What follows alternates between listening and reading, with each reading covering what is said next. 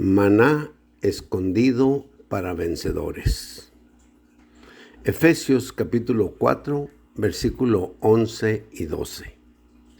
Y él mismo dio a unos como apóstoles, a otros como profetas, a otros como evangelistas, a otros como pastores y maestros, a fin de perfeccionar a los santos, para la obra del ministerio, para la edificación del cuerpo de Cristo. Nuestro tema, hermanos, es entrenar a los santos, llevándoles a una preparación total para la edificación del cuerpo de Cristo. Hermanos, pues seguimos en capítulo 5 del libro de Efesios. Y estamos, ¿verdad?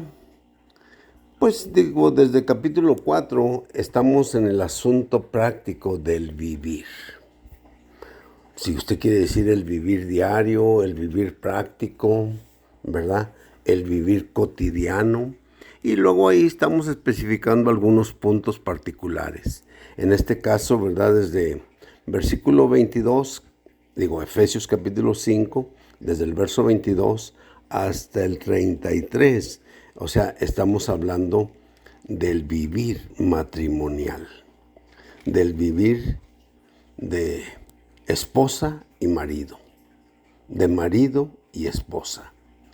Y luego finalmente, claro que estamos tocando en estos asuntos, o sea, cómo Cristo, ¿verdad?, se entregó a sí mismo por la iglesia.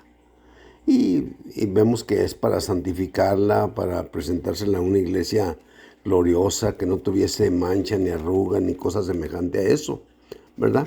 Y luego finalmente estuvimos viendo cómo es que los dos son una sola carne. O sea, entonces, y básicamente, hermanos, estamos como quien dice, pues casi se puede decir en la conclusión de lo que es la vida matrimonial.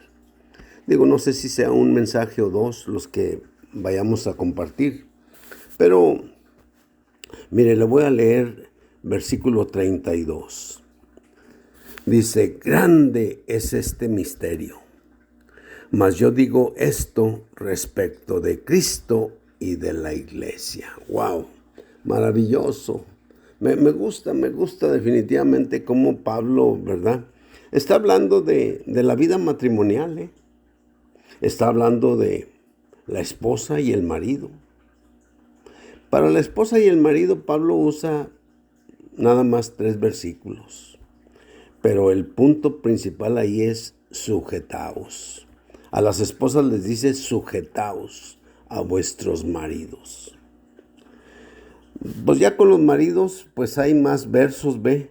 Y a los maridos, o sea, les enfatiza, amad a vuestras esposas. Y menciona cómo el Señor se dio a sí mismo por la iglesia, ¿ve? Interesantísimo realmente esta clase de vivir, ¿verdad? Pero luego le voy a decir una cosa.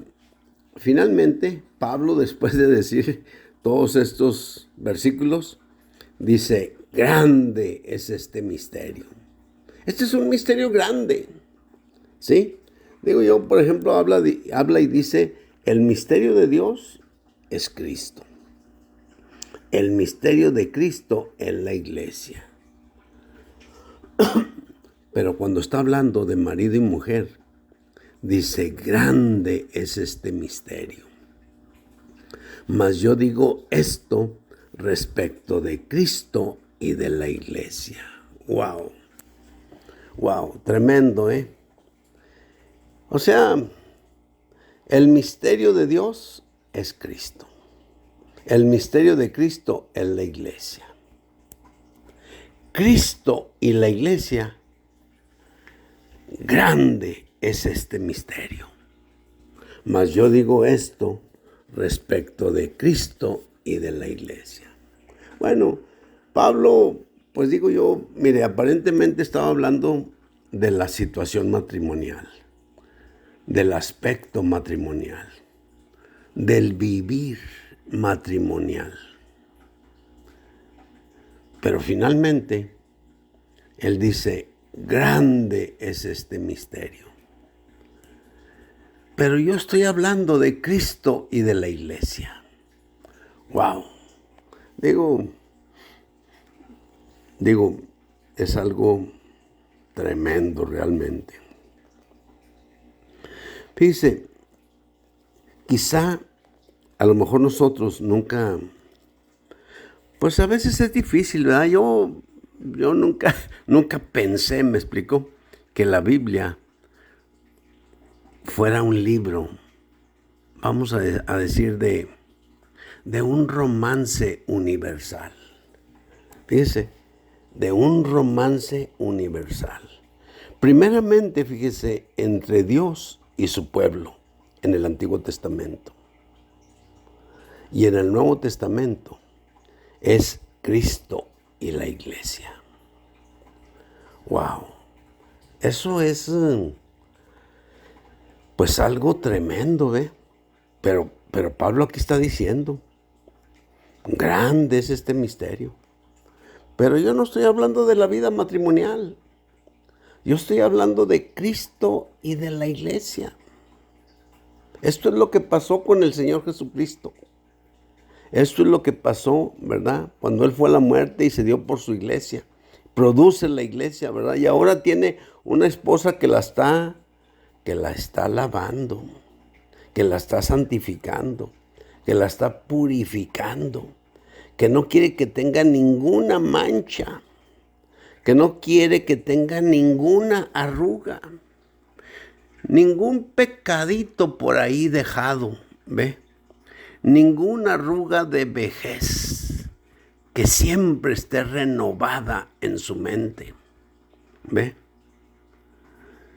Eso es lo que Pablo está diciendo. Dice, grande es este misterio. Mas yo digo esto respecto de Cristo y de la iglesia. Bueno, pues la mera verdad, ustedes pensaban que yo estaba hablando del matrimonio. Y no quiere decir que no, ¿verdad? Pero la verdad, en lo más profundo, yo estoy hablando de Cristo y de la iglesia. Estoy mostrándole cuál es, vamos a decir, el modelo que tenemos para tener un vivir matrimonial. El modelo que tenemos, o sea, es una pareja maravillosa, Cristo y la iglesia. Entonces,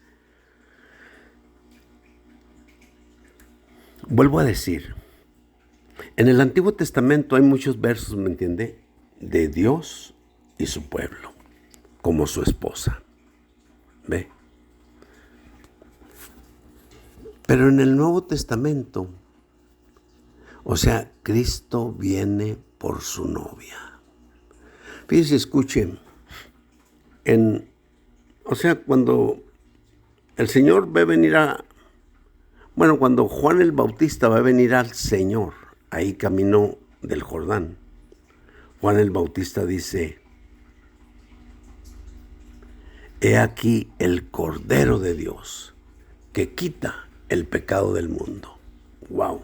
Maravilloso, ¿ve? Maravilloso. Pero después, empiezan a cuestionar a Juan el Bautista.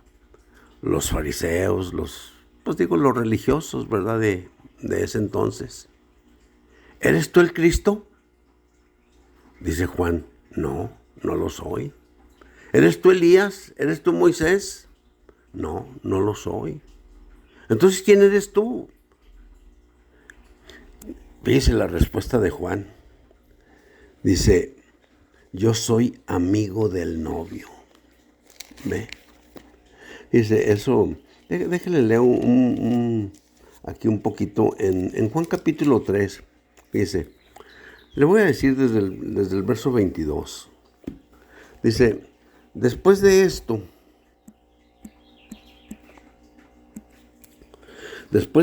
Jesús y sus discípulos fueron a la tierra de Judea y allí estuvo con ellos y bautizaba. Aquí Jesús y sus discípulos bautizaba. Verso 23, escuche. Juan bautizaba también en Enón, junto a Salim, porque había allí muchas aguas, y venían y eran bautizados.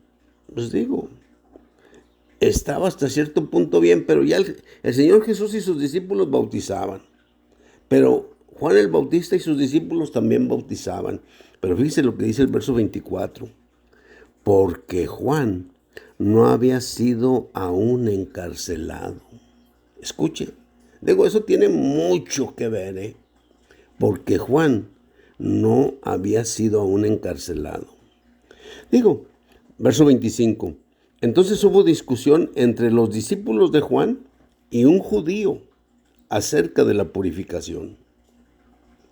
Y vinieron a Juan y le dijeron, Rabí, mira, aquel que estaba contigo al otro lado del Jordán, de quien tú diste testimonio, bautiza, y todos vienen a él. O sea, haga de cuenta que estaba dándole pues malas noticias realmente. Bautiza y todos vienen a él. Respondió Juan y dijo, no puede el hombre recibir nada si no le fuere dado del cielo. Escuche, fíjese la respuesta de ese discípulo de Juan, de Juan a su discípulo. No puede el hombre recibir nada si no le fuere dado del cielo. Este es un principio que en realidad, o sea, digo, todos los que, digo, consideramos, ¿verdad?, que a lo mejor, o sea, tenemos cierto liderazgo o cierta participación en la obra del Señor, ¿verdad?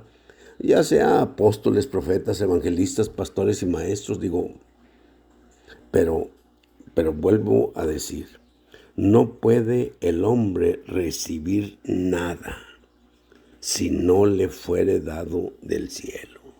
Ese es un principio, hermanos, que debe gobernarnos. Escuche, no es porque lo eligieron a usted, no es porque usted era el copastor, o no es porque usted era el segundo al mando ahí. No, hermanos, esas cosas realmente, digo, no son escriturales, hermano. Digo, nosotros a veces así lo hacemos, pero no son escriturales. Mucho menos, ¿me entiende? Que muere el padre, vamos a decir que es el pastor, entre comillas, ¿verdad? Y entonces el hijo se queda con la iglesia. No, hermano. Pues esas cosas, digo, realmente no. Lo que Juan el Bautista sí dice, no puede el hombre recibir nada si no le fuere dado del cielo. Ok, verso 28. Vosotros mismos me sois testigos de que dije, yo no soy el Cristo, sino que aquel que soy enviado delante de él. Escuche el verso 29. Este es el que nos interesa. El que tiene la novia es el novio. Juan el Bautista estaba diciendo de Jesús, el que tiene la novia es el novio. Mas el amigo del novio, o sea yo, Juan el Bautista, que está allí y le oye, se goza grandemente de la voz del novio. Así pues, mi gozo se ha cumplido, se ha colmado. ¿Ve? Eso es lo que dice Juan. El que tiene la novia es el novio. Mas el amigo del novio que está allí y le oye y se goza grandemente de la voz del novio. Así pues, mi gozo se ha cumplido, se ha colmado. Fíjese lo que dice al final Juan. Es necesario que él crezca, pero que yo mengüe. ¡Wow! Tremendo, tremendo. Y ¿sabe qué? Me parece tan claro en el sentido de que Juan el Bautista estaba cierto, de que realmente Jesús era el novio, que Jesús había venido a cortejar a la novia. Digo, a veces ciertas cosas, de Juan el Bautista, realmente me impresionan, ¿eh? O sea, es necesario que él crezca, pero que yo mengue. Pero el que tiene la novia es él. Yo soy amigo de él y con solo escuchar la voz de él, la voz del novio, mi gozo está cumplido. Es necesario que él crezca y que yo mengue. ¡Wow!